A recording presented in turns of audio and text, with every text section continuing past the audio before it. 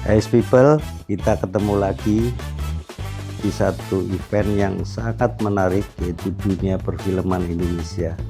Seringkali kesuksesan ada di orang di belakang layar yang membuat sukses itu luar biasa. Saya mengundang seorang wanita muda, Queen Yip, yang menjadi eksekutif produser di dalam sebuah film yang sangat viral saat ini. Dan kesan saya ketika kenal Queen ini adalah wanita yang sangat energik dan sangat menjaga networking dengan kreativitas yang tinggi dan keberanian yang tinggi. Yuk kita dengarkan dengan host yang sangat pandai juga, muda juga, yaitu Paula. Semoga acara ini membawa dampak positif buat generasi muda yang menyukai dunia perfilman di Indonesia. Whatever happened in my life, I do not regret, dan aku pun nggak mau mengubah. Karena kan semuanya itu terjadi for a reason. I can be here for a reason. Dan seperti Sore pun, kenapa dia bisa kembali lagi ke masa lalu? Ya, for a reason. Bahkan it's okay to fail. Karena kalau misalnya kita nggak fail, that means we've never tried. I think this is the best movie that you've ever made so far.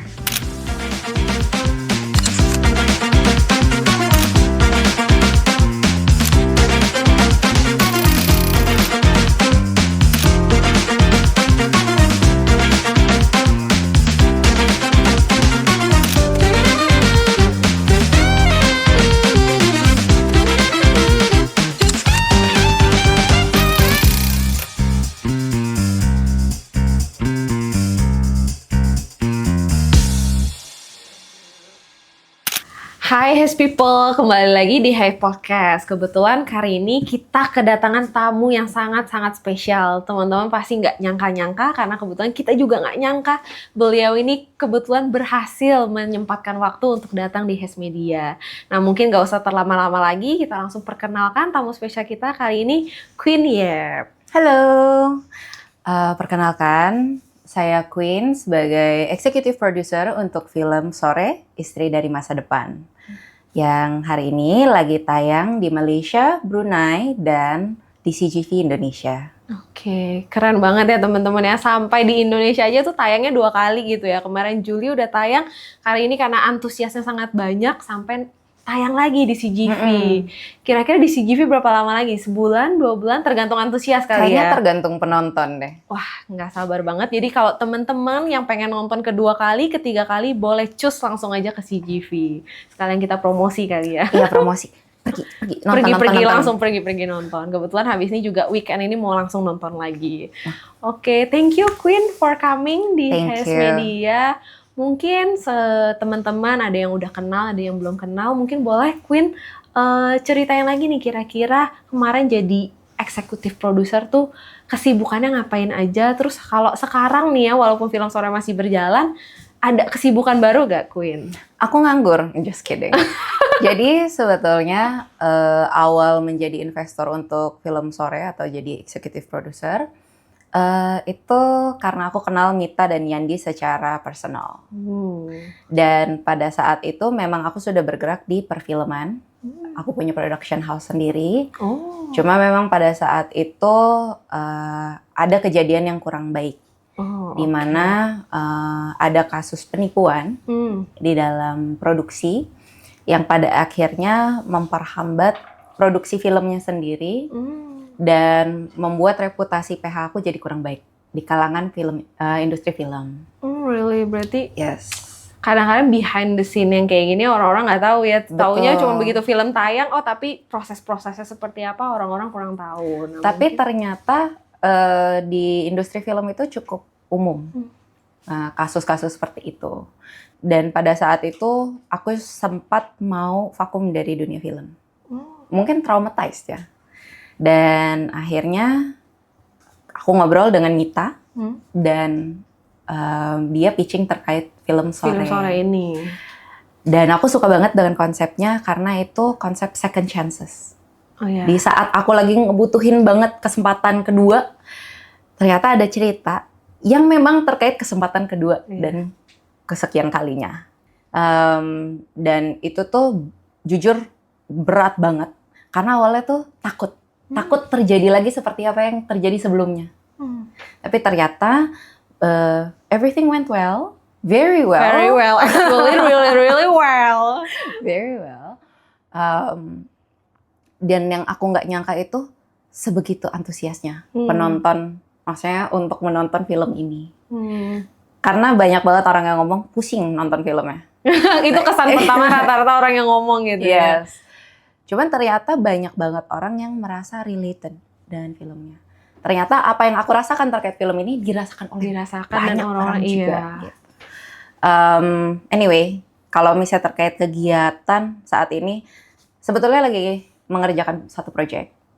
Cuma karena belum bisa di-disclose, jadi aku bilang aku nganggur. Oh iya, nganggur dulu teman-teman sampai nanti ketahuan lagi nih apa gitu kan ya. Jadi nanti teman-teman Haze People pantengin terus kurang lebih kerjaannya Queen, nanti muncul lagi gitu ya Queen di depan layar.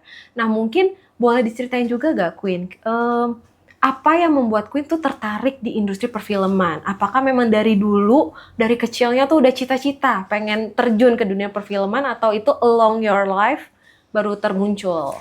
Sebetulnya cita-cita aku tuh pengen jadi penulis. Oh, penulis. Yes, penulis. Mungkin next-nya bisa terrealisasi kali ya jadi penulis. We don't know. Yeah, we'll see. Cuman cita-cita aku jadi penulis sampai aku sekolah sastra Inggris. Wow. Yes.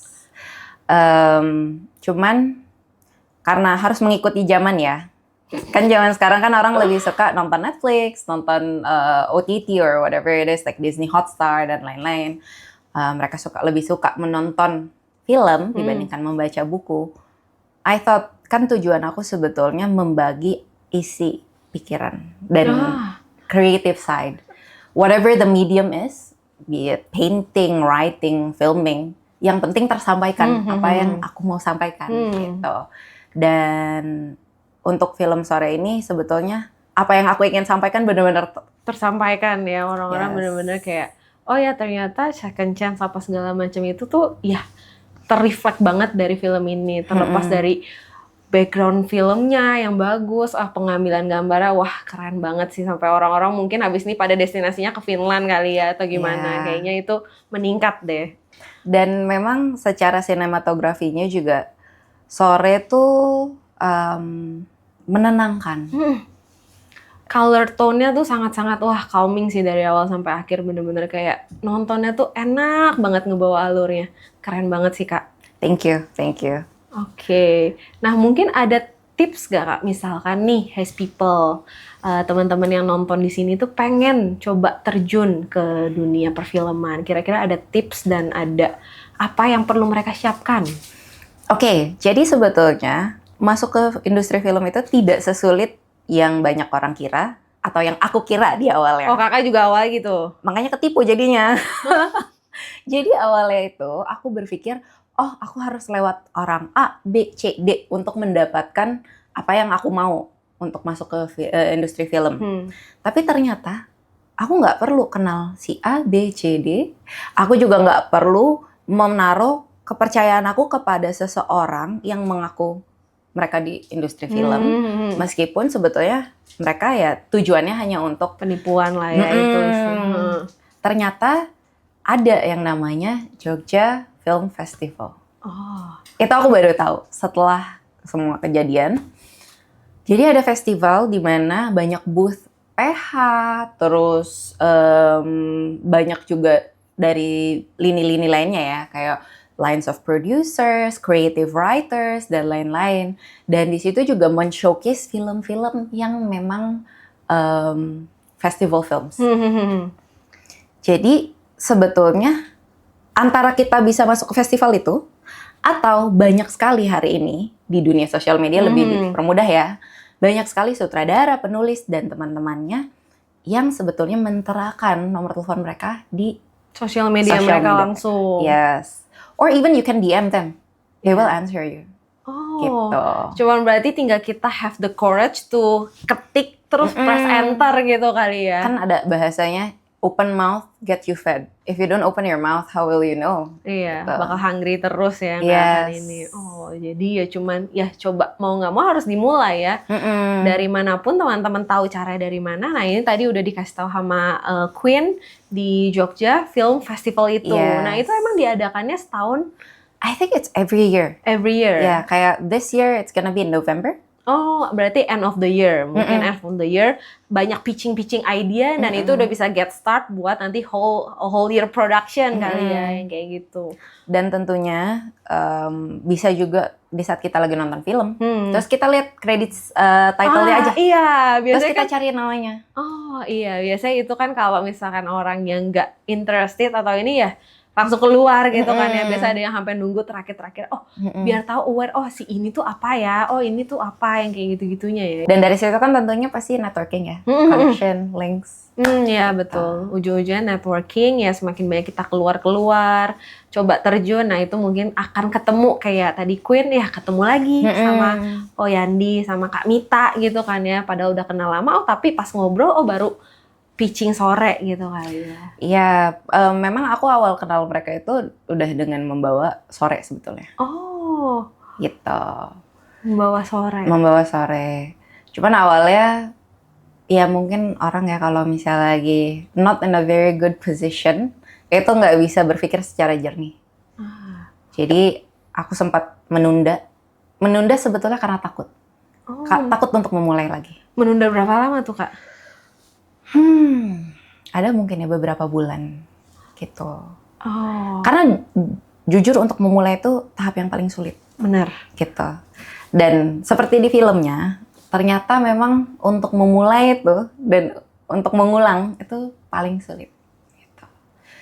But anyway, Berarti nanti next berikutnya fase kehidupan Kak Queen berikutnya nih untuk film-film nanti yang ini. apa ya? Pinginnya nggak terlalu romantis sih. Oh, pengennya nggak terlalu romantis. Oh, oke. Berarti nanti mungkin untuk kategorinya udah sedikit berbeda. Ya, udah mulai Dikit-dikit berhasil kan ini ya. Ya, it's not romantic. Dan aku lebih mencari suasana yang lebih lucu. Mungkin Oh, ya. funny. Mungkin sekarang lagi in your happy time, happy place gitu ya. Yeah. Kemarin second chance, sekarang udah dapat second chance-nya, terus udah lebih ke cheerful, happy time, dan lebih lucu. Wah, For sure. nggak sabar sih teman-teman, Has People. Kita tunggu ya nanti next berikutnya apa. Nah, kira-kira Kak Queen, ada harapan nggak sih? Kan ini kan film sore udah bisa tayang lagi nih di CGV. Terus kalau misalkan teman-teman ngelihat di sosial media juga ada hal baik kan yang kemarin di posting gitu kan ya, kalau ternyata film sore berhasil mewakili Indonesia buat Oscar nanti. Hopefully nanti Desember ya Kak ya. Iya, semoga doakan aja, semoga kita bisa masuk sebagai one of the nominated films in Oscars. In Oscars. Dan kalau misalnya ternyata kita dapat piala Oscar, why not? Wow, why not? Why not? Indonesia needs that, you know? Betul, siapa tahu kan pasti ada first in every time ya Kak ya. Yes. Nah, berarti gimana Kak waktu itu perasaannya nih pas di-announce? Itu taunya dari mana sih Kak? Apa bener-bener dari media aja kalau film sore mewakili atau ternyata emang udah ada grupnya dulu gitu? Jadi aku dapat info dari Mita. Oh, dari Kamita. Yes, bahwa filmnya sore itu masuk ke Oscars atau di-nominate oleh Indonesia Committee-nya ya untuk mewakili. Sebagai film yang mereka usung untuk Oscars. Jujur pada saat itu pas aku lihat newsnya, oh oke. Ya udah, Cuma gitu. Oke, udah gitu. kan belum apa-apa. Belum apa-apa, baru nominated gitu baru ya, diusung. perwakilan. Oh ya udah gitu. Kalau misalnya ternyata rezekinya, why not? Tapi kalau misalnya bukan juga, to be honest, dengan betapa antusiasnya teman-teman yang udah nonton dan yang akan nonton, dan betapa vokalnya orang-orang ini menceritakan betapa sukanya mereka dengan film ini, that's enough for me actually. Karena itu tuh satisfying banget, kayak mendapatkan feedback yang baik terhadap sesuatu yang kita anggap baik. Oke, kan tadi kita udah ngebahas kurang lebih perjalanan behind the production-nya gitu kan Kak. Nah, after film sore rilis dengan semua antusiasmenya, ada hal yang paling menarik gak sih Kak yang kayak kakak inget gitu, oh dengan rilisnya film Sore ini ada misalkan ada penggemar yang datang ke kakak atau gimana? Kalau aku sih lebih ke social media ya. Aku tuh sangat-sangat terhibur dengan semua parodi dan meme yang muncul dari film ini. Karena kreativitas orang ternyata sebesar itu. Tapi tidak dicerminkan selama ini sampai akhirnya aku melihat. Maksudnya mungkin aku nggak aware ya. Tapi pas aku lihat semua parodi dan meme-nya, aku tuh sadar ternyata Indonesia tuh penuh dengan orang-orang yang kreatif, yang cerdas. Hanya saja butuh wadah untuk melestarikan kekreatifan mereka itu. Oke. Kalau misalkan meme yang paling keinget apa Kak? Mungkin yang bangun tidur. bangun tidur terus gitu ya. Oh sama yang kalau aku tuh, kan kebetulan nih di circle-circle aku gitu tuh banyak yang akhir-akhir ini tuh married gitu kan. Terus jadi kayak parodinya tuh kayak, hai aku istri dari masa depan, yang kayak gitu sebelum mereka married beberapa minggu sebelumnya. Itu lucu sih kayak. Itu sweet sih. Ya kan, Itu jadi sweet. kayak oh mereka jadi ya sekalian nginget-nginget lagi flashback dulu awal ketemu kan kayak flashback-annya begitu kan ya. Lucu sih jadi kayak wah iya sih ya ternyata berdampak seperti itu. Oke, nah kalau kita ngebahas wadah nih untuk kreativitas-kreatifan, misalnya Haze People atau misalkan orang-orang Indonesia gitu ya Kak, kira-kira tuh wadah yang paling oke apa sih Kak? Ada gak? Apa ya itu? Ada satu workshop yang painting workshop. Oke. Bartega kayaknya namanya. Bartega. Nah, di Bartega itu tuh aku nemu banyak banget teman dari situ. So, I could just go up to one class. Iya, itu kan open to public dan anyone can join gitu kan ya. Gak kenal dengan siapapun, pulang-pulang berteman dengan semuanya. Gitu. Dan itu kita mensalurkan kreativitas kita juga bisa dapat teman baru. Bawa pulang karya seni sendiri. Betul, ya kan meskipun jelek dan dimasukin ke dalam ruangan tertutup biar gak kelihatan. Bukan dipajang gitu ya kayak, tapi ya udah sendiri gitu. At least it's worth the effort, you know. Kalau misalnya nggak suka melukis, bisa juga menulis. Seperti yang tadi, wahana kreator. Itu banyak banget selain dari penulisan skenario, ada juga penulisan cerita. Jadi sebetulnya sudah ada beberapa wadah di Indonesia. Ada juga pottery class. Ya. Banyak sebenarnya. Banyak ya sebenarnya. Cuman aku mungkin belum tahu ya, belum melihat workshop untuk perfilman. Jadi kayak misalnya proses produksi, syuting, atau misalnya proses editing, post-pro grading dan lain-lain itu aku belum. Sebenarnya kan step-step bikin film tuh banyak kali ya kayak, tapi belum ada yang kayak ngebedah tuh part-partnya apa aja dan orang-orang yang terlibat tuh apa. Sebenarnya kan kalau misalkan lihat after scene itu banyak banget kan tuh namanya yang muncul, banyak banget. Sampai dari kostum punya departemen sendiri, audio punya departemen sendiri, lagu apa segala macam kan itu pasti sebenarnya banyak banget orang yang terlibat. Nah mungkin kalau misalkan ada yang ngebedah itu mungkin menarik dan orang-orang jadi tahu nih interestnya mereka kemana sebenarnya. Gitu. Betul, dan memang saat ini ya yang aku tahu tuh hanya di Jogja Film Festival yang menyediakan opsi itu. Jadi kita bisa melihat dari booth ke booth untuk dari pre-production sampai post-production. Terus kita juga bisa lihat PH-PH yang either baru atau sudah established yang mencari aktor dan actresses. Jadi mereka tuh sering casting dadakan langsung di sana gitu. Dan itu lucu-lucu banget anak-anak SMA. Yang casting. Siapa ya sekalian mungkin coba-coba pengalaman casting kali ya. Jadi mereka ada experience-nya buat try. Oh casting tuh kayak gini ternyata. Next time mereka harus prepare apa. Jadi bener-bener live ini ya performance-nya. Menarik. Kak Queen lagi pusing atau apa? Paling larinya kemana sih your go-to platform atau apa untuk cari-cari ide gitu? To be honest, kalau misalnya larinya kemana, aku bukan orang yang social media banget. Oh, really? I'm actually a very book person. Gitu. Book. Yes. I love my books and I will stick to them all times. Pokoknya kalau misalnya di bandara pasti ngeliat kepala tuh udah kayak masuk ke dalam buku. Udah nggak tahu dunia. Bener-bener apa? Physical books or electric books? Aku lebih suka physical sih. Physical. Berat memang dan ribet, cuman aku lebih suka physical. Ini karena kata orang tua, katanya buruk ya untuk mata. Anything digital. Jadi masih benar-benar physical. Berarti kalau Mm-mm. misalkan Kak Queen lagi travel atau apa, pasti harus ada buku Yes. yang di dalam tas. Yes. Oke, nah mungkin boleh di-sharingin Kak, buku apa yang sekarang lagi dibaca? Aku kebetulan sekarang lagi banyak baca romance. Romance. Entah kenapa ya, nggak ada korelasinya dengan project atau whatever, but lagi suka baca romance. Dan aku tahu banyak orang yang suka Bridgerton di Netflix, tapi aku lagi baca bukunya. Oh, benar-benar back to the Yes. nature-nya bukunya apa? And I really enjoyed it. Tapi kan nggak semua orang suka baca buku, and that's okay. Buku ya, berarti Kak Queen dari awal emang udah suka baca buku? Memang dari Kecil? Kayaknya itu karena salah orang tua aku deh. Oh, kenapa tuh Kak? Jadi dulu itu ada tradisi yang sering dilakukan. Every weekend we'll go to Okay. a bookstore dan aku dibiarin beli mau sebanyak apapun. Oh, really? Tapi di saat aku mau balik lagi ke bookstore, whatever I bought harus selesai dulu dibaca. Baru boleh beli Baru. next purchase lagi? Oh, berarti sekali beli berapa buku tuh Kak biasanya? Awal-awal sih satu ya, terus biasanya dulu tuh awal-awal nyarinya buku bergambar. Yang Buat coloring book. nyoret-nyoret, coloring. Yes. Oke. Cuman waktu itu tuh lagi hype-hypenya Harry Potter, I think. Yes, I tried. I got hooked. Gak bisa berhenti. Sampai di mana dulu tuh pas jam tidur pun aku akan sembunyi-sembunyi untuk menyelesaikan buku bacaan aku. In your darkness gitu ya, In the langsung pakai center gitu. Don't kan. ever do that. It ruins your eyesight. Oke, berarti awalnya bener-bener dari fictional gitu ya Kak ya?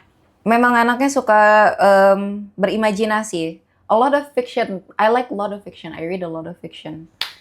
Karena dunia nyata terlalu serius. Jadi Jadi cari inspirasinya dari fictional itu, berimajinasi, terus ditulis, ya terus itu yang menjadi bahan buat di dunia nyata gitu ya Kak. Kalau Kak Queen sendiri ambil majornya yang tadi kan dibilang Inggris literatur. Nah kalau di Inggris literatur bener-bener ngebahas yang kayak berat-berat yang kayak Shakespeare lah atau apa segala macam. sebetulnya nggak terlalu berat. As long as you enjoy it. I think it's anything in life. If you enjoy it, everything will be easy. Jadi pada saat itu, I do a lot of Shakespeare, a lot of classical books. Jadi memang yang udah dianggap sebagai classics kayak Wuthering Heights, Jane Austen, banyak Hamlet orang. gitu-gitu. Iya, cuma masalahnya English literature itu terlalu banyak membedah. Jadi kayak Gordon warna biru aja tuh. Kenapa dipilihnya itu? Kenapa warnanya itu? Kenapa dibahas? Kenapa disebut? Things like that. Perintilan kecil-kecilnya kenapa dia ngomong ini sore hari atau apa yang kayak gitu-gitu juga dibahas kali ya kayak.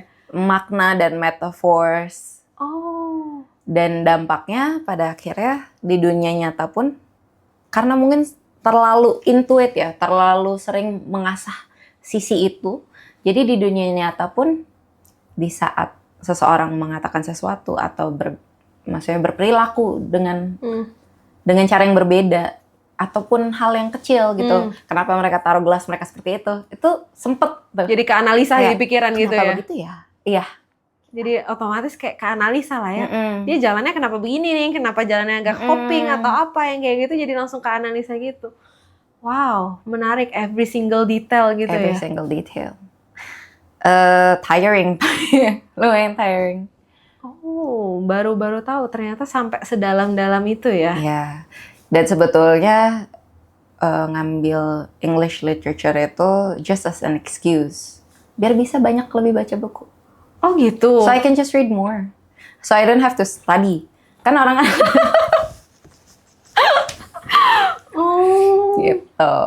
Oh, tapi waktu sebelum itu ada opsi lain nggak Kak? Subjek yang mau diambil atau misalkan kalau kepikiran gitu kan, misalkan kalau balik gitu kan kayak sore gini kan balik ke masa lalu, ada kepikiran mau ngambil yang lain atau enggak? Whatever happened in my life, I do not regret dan aku pun nggak mau mengubah. Karena kan semuanya itu terjadi for a reason. I can be here for a reason. Dan seperti sore pun, kenapa dia bisa kembali lagi ke masa lalu? Ya, for a reason. Oke. Menarik. Oke, Queen, penasaran nih. Tadi kan dibilang ada ritual di family gitu kan, yang selalu weekend bawa ke toko buku terus beli buku gitu kan. Penasaran, Queen sendiri berapa bersaudara berarti? Aku punya koko 1. Oh, koko 1. Beda Yes. berapa tahun, Queen? Bedanya 4 tahun. Oh, Jadi banyak berantemnya waktu kecil. sampai sekarang? Enggak dong. Oh enggak, Enggak dong. udah lebih ini ya. Biasanya waktu kecil-kecil banyak berantem, Iya. terus habis udah gede baru klop gitu ya. Nah, berarti waktu pas dibawa ke bookstore, berarti kokonya kan juga beli buku gitu kan? Hobi kita berbeda. Oh, Yes, he like to play his games, video games. oh video games. Oh. Kayaknya sebetulnya orang tua aku tuh lebih mengikuti apa yang disukai oleh anak-anaknya. Jadi bukan tipikal old fashioned parents yang restriktif. Kamu bolehnya cuma A, B, C. Tapi mereka, oke, apa yang kamu suka, kita ikuti.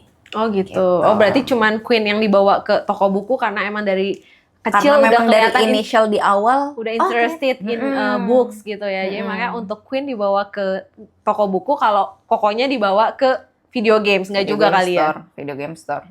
Menang banyak dia, mainnya video games, biasanya nyantai-nyantai. Oh oke. Berarti nggak di keluarga nggak ada yang in the industry film gitu sama sekali, nggak ada? Nggak ada. Benar dari awal Queen sendiri dan berjuang sendiri untuk Yes. jadi executive production ini. Tapi tentunya I wouldn't be able to do it without the emotional support from my dad. Dia di saat aku bahas aku mau masuk ke dunia film dan lain-lain, he encouraged me wholeheartedly. Oh. Yes. Padahal sebetulnya banyak sekali kan orang tua yang punya ekspektasi tersendiri ya terhadap anaknya. Tapi kalau untuk papa aku, dia selalu bilang, whatever makes me happy, Go for it. go for it. Gitu. Oh. Berarti dari keluarga juga sangat-sangat support. Biasanya kadang-kadang misalkan di Asian culture gini kan, kalau misalkan ngomong industri perfilman atau seni kan kadang-kadang ada tantangan sendiri di internal gitu kan. Oh, tapi kalau Queen dari awal dapat supportnya. Good for you. Thank you. Tentunya pasti ada skeptism ya, maksudnya awal-awal papaku mikir, ini benar nggak ya? Yakin nggak? Gitu. Tapi setelah film sore, jadi aku ajak papaku untuk preview filmnya, untuk nonton filmnya. Dia nangis. That was the first time I see him cry. Kayak benar-benar nangis. Dan dia bilang, aku masih ingat nih kata-katanya dia bilang kayak gini. I think this is the best movie that you've ever made so far. Good job. Keep doing it. Dan itu tuh aku sampai merinding dengarnya. itu benar-benar memberi like boost of encouragement that I never knew I needed. Gitu. Nangis juga gak Kak waktu dengar papa ngomong gitu? Nggak, biasa dong, santai. Oh, chill, stay cool tapi dalam gitu hati, ya. senang. Dalam hati senang, langsung ditulis di notes. Tanggal segini, jam segini papa ngomong ini gitu. Ya. Oh, oke. Berarti itu. Nah, waktu along the way journey-nya gitu Kak, ada hal-hal lain nggak yang papa ngomongin? Selain tadi bilang, do whatever makes you happy, ada hal-hal lain yang teringat? Mungkin di saat aku lagi jatuh ya. Biasanya kan typical Asian families ya, anaknya nggak boleh gagal. Tapi papaku bukan seperti umumnya, dia malah mengatakan it's okay to fail. Karena kalau misalnya kita nggak fail, that means we've never tried. And it's okay to fail, just try again. Dan di momen-momen terpuruknya aku, dia masih mengatakan, gak apa-apa, it will pass, you should just try again. Jadi sebetulnya untuk masuk ke film sore pun, itu ada andilnya sih papa aku. Karena dari dia, dari encouragement dia, coba lagi. It makes me brave, gitu. Dan ternyata seberpengaruh itu. Approval, encouragement, dan Word of affirmation se-impact itu dari ya Kak, seorang ya? orang tua tuh seberpengaruh itu. Oh oke. Mungkin Haze People nanti ditunggu aja. Kalau nanti Kak Queen datang lagi, mungkin nanti kita sekalian undang papahnya Kak Queen kali ya. Menarik gak tuh ya kayaknya Kak Queen? Introvert parah orangnya. I mean, you can try. He's a very wise man. He's a very, very wise man. Jadi kita nanti langsung dapat 2 sisi bersamaan. Kan seru banget tuh Kak Queen. Nanti bisa dicatat kali ya Haze People ya. Kita ini coba, kita approach lagi nanti buat Haze People semuanya. Oke, nah mungkin Kak Queen boleh sedikit dibahas gak nih? Kan Kak Queen sebagai eksekutif produser di film Sore. Nah itu tuh peran-peran eksekutif produser tuh seperti apa sih Kak Queen? Kan tadi kan kita udah sempat bahas nih, belum ada yang ngebedah peran behind the scene-nya satu persatu. Cuman tahu oh actor sama sutradara gitu kan ya, sama paling script gitu kan, script writer. Tapi kalau misalkan eksekutif produser atau produsernya ada, boleh sedikit dibahas gak? Scoop-nya tuh semana gitu. Oke. Executive producer tuh sebetulnya lebih dalam pemilihan dari sisi investment, terus produser yang mereka pilih, sutradara, penulis. Oh berarti yang milih tim-timnya orang-orang PIC timnya gitu? Mungkin bisa dibilang ibaratnya seperti top managementnya. So let's say an executive producer is more or less like a commissioner. Oh oke, in the company gitu ya? Whereas the producer is more of the director. Oh gitu. Okay. Jadi mereka yang run the show sebetulnya. Tapi tentunya sebagai EP yang paling utama adalah kita di saat melihat storyline-nya, apakah kita menyukai itu pertama, dan kedua, apakah kita bisa melihat profit dari storyline tersebut. Balik lagi bisnis ya. Bisnis balik lagi udah ada expense-nya, hasilnya seperti apa yang jadi ininya kan yang paling penting gitu. Oh berarti itu tugasnya EP lebih ke sana. Betul. Dan due diligence terhadap tim yang mau direkrut itu juga penting karena di saat kita lalai dalam background check, lalai dalam memastikan their legitimacy, itu dampaknya sangat besar. Gitu. Kalau dari Kak Queen sendiri selama mungkin jadi EP mungkin nggak hanya film Sore tapi pas experience yang paling tersulitnya apa tuh Kak? Tersulitnya adalah di saat produsernya bawa kabur uang dan kita harus menghadapi sekian banyak orang yang ngamuk, yang marah karena mereka sudah memberikan jasa mereka namun tidak dibayarkan upahnya. Itu yang paling berat. Karena itu potential lawsuit kan. Iya. Gitu. Oh itu langsung Kak Queen yang tanganin satu-satu, nenangin orang supaya nggak jadi lawsuit. Karena nama baik itu tuh nggak bisa dibayar dengan uang. Nama baik itu priceless. Di saat reputasi kita hancur, ya forever hancur. Dan pada saat itu aku nggak memikirkan terkait apapun lagi. Aku tidak memikirkan apakah aku akan tetap bertahan di industri film ataupun aku bisa tetap berbisnis di industri film. Yang aku pikirkan hanya reputasi dan nama baik aku.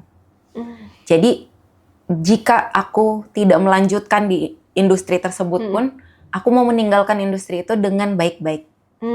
Bukan dengan nama yang buruk, reputasi yang buruk. Terutama karena itu pun timbul karena fitnah.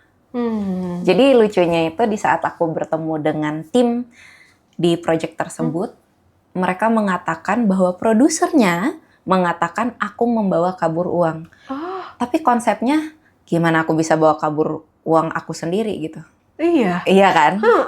Dan banyak sekali fitnah-fitnah yang diciptakan juga oleh mantan bisnis partner aku pada saat itu. Gitu. Mereka nggak tahu kemana, fitnahnya langsung ke kaki. Yes. Oke. Dan itu jadi pelajaran yang terbesar bagi aku bahwa kadang orang yang paling mudah menyakiti dan mengkhianati itu orang yang terdekat. Jadi trust is very important.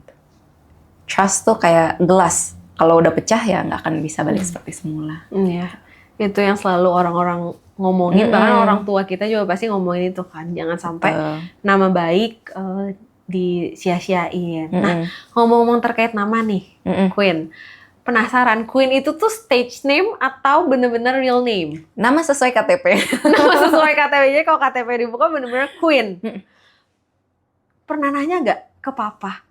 Why you give me this name gitu, Queen? Jadi sebetulnya mama aku yang namain. Oh, oke. Mama aku yang namain.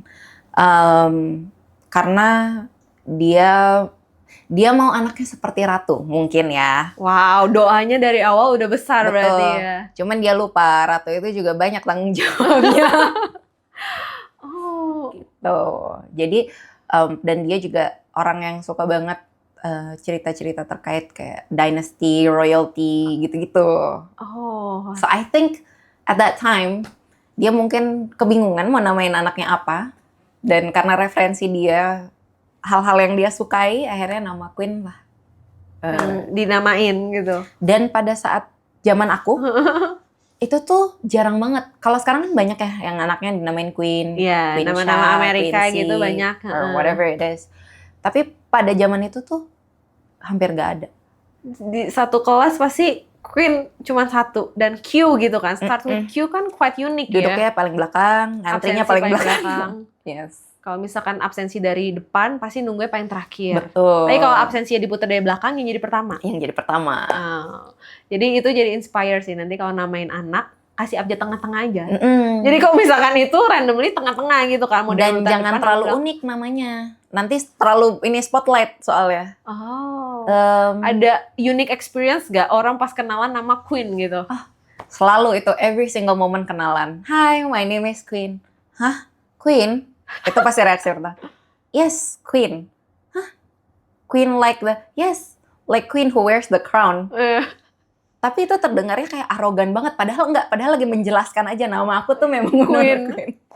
Bener-bener cuma satu nama kan, soalnya nggak ada nama kedua misalkan kan ada orang yang suka ngasih dua nama, ini cuma bener-bener single name gitu kan, jadi nggak ada opsi ya Single name sama marga, that's it, you take it, you leave it gitu. Oh, berarti kalau waktu ujian enak tuh, bulet-buletinnya cuma dikit, pendek.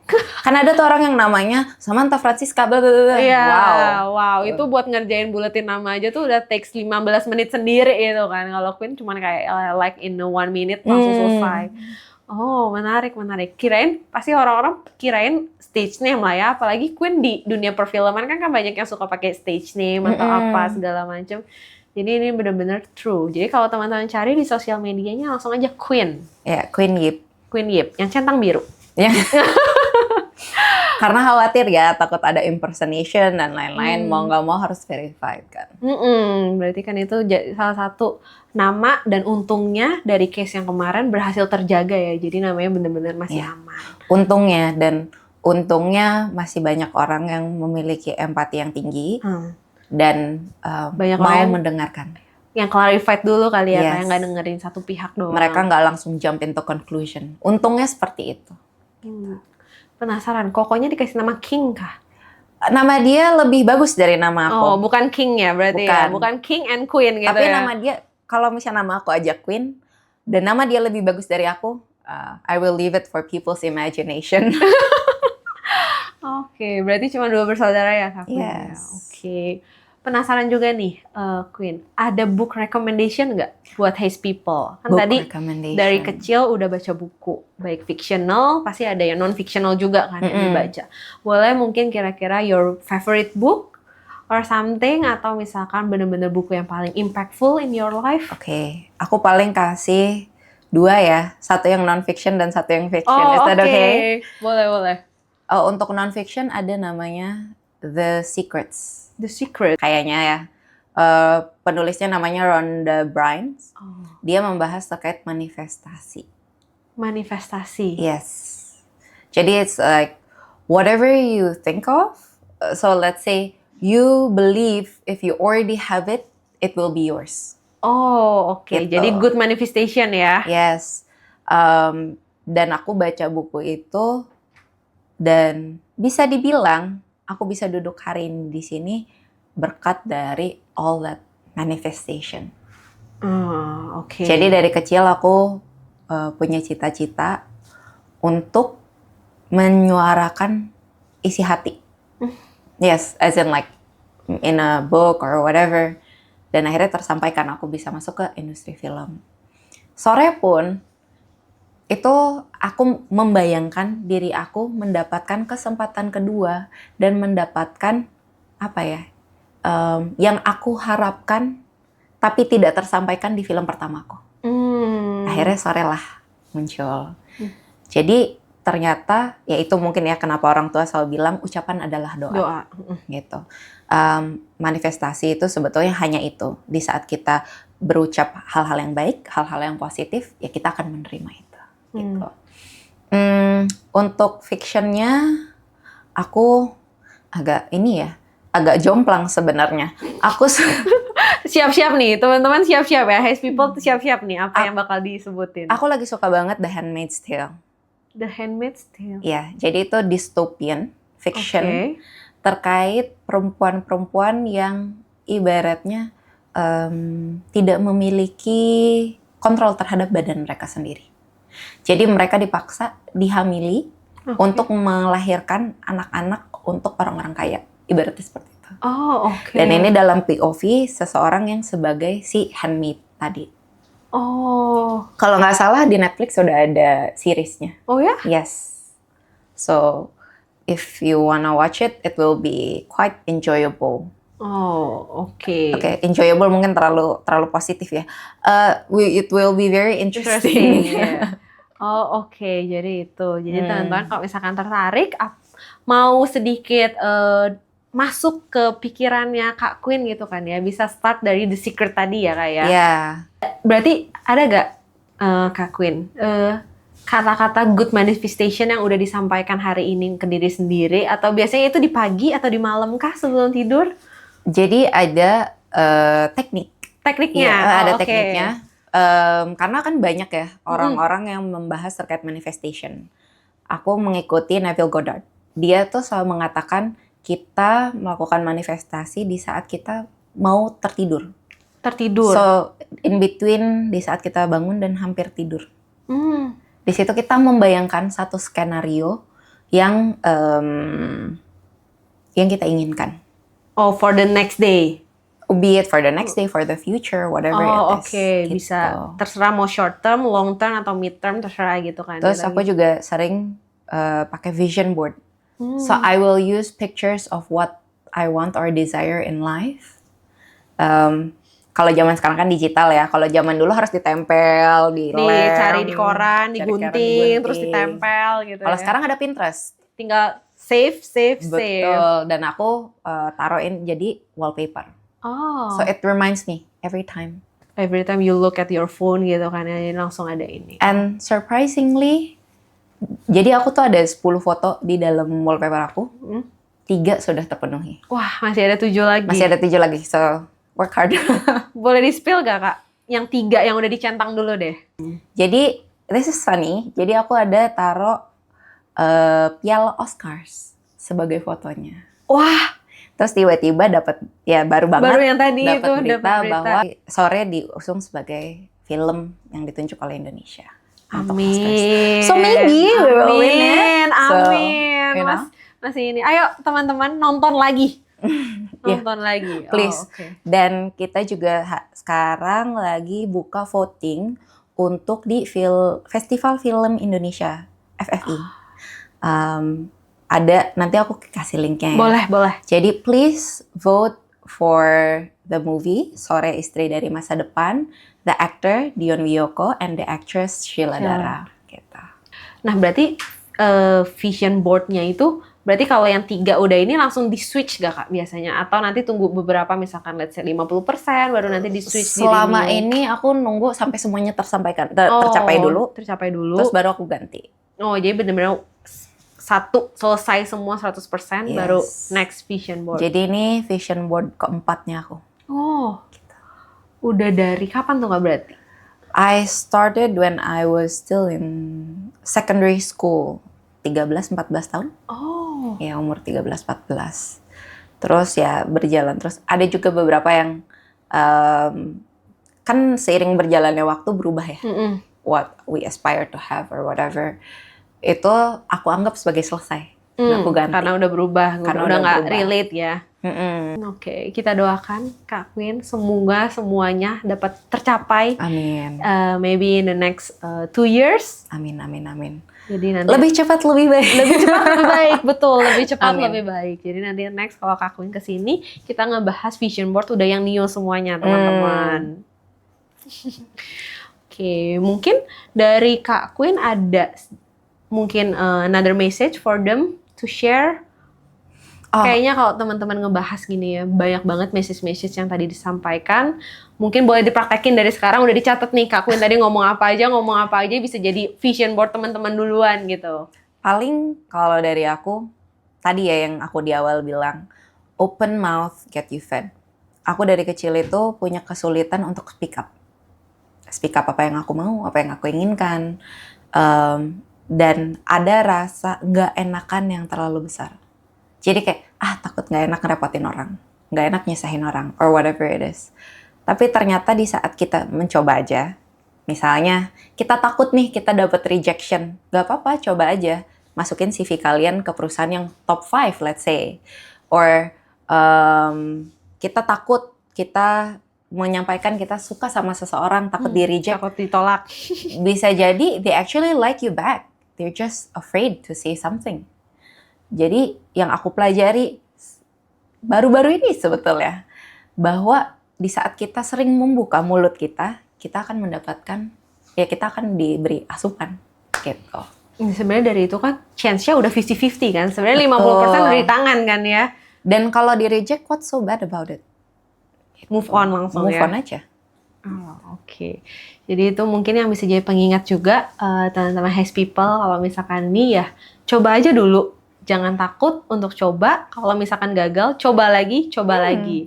Itu benar-benar message dari Kak Queen yang hari ini kita bisa dengerin, dan itu juga Kak Queen terapin dari Papa juga, selalu ngomong seperti itu ya. Dan ini semoga harapannya sih message-message kali ini bisa relate. Mungkin menurutku sih akan banyak banget sih yang relate dengan apa yang kita bicarakan hari ini. Nah, semoga itu bisa jadi penyemangat juga untuk Has People. Karena kan kita nggak tahu ya lagi di fase apa, dan ini bisa jadi salah satu penyemangat untuk fase berikutnya.